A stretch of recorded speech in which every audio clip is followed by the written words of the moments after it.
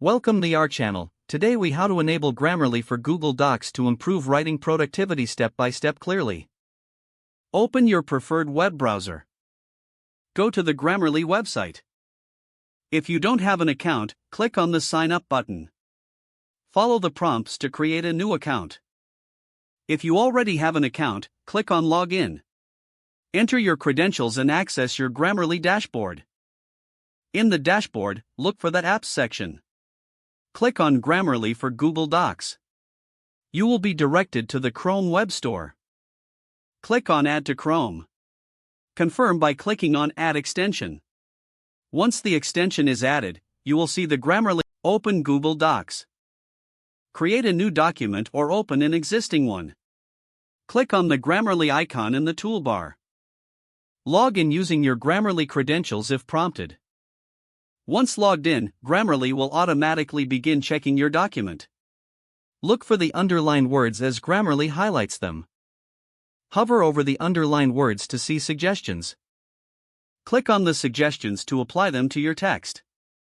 You can also click on the Grammarly icon for a detailed overview of writing suggestions. Review the suggestions under categories like clarity, engagement, and delivery.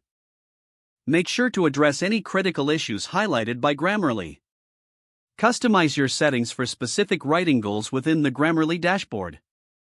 Regularly check your documents using Grammarly to enhance your writing productivity.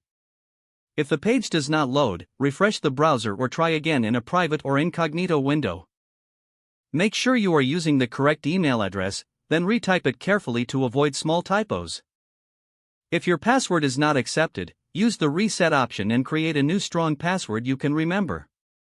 Check your spam folder for verification or security emails, then complete any requested confirmation steps. Enable two-factor authentication if available to improve account security and reduce unauthorized access risk. After signing in, review your profile details so your contact information and settings are accurate and current. If you see an error message, note it down and try again after restarting your device and internet connection. Don't forget to like this video and subscribe to our channel for more step-by-step tech guides.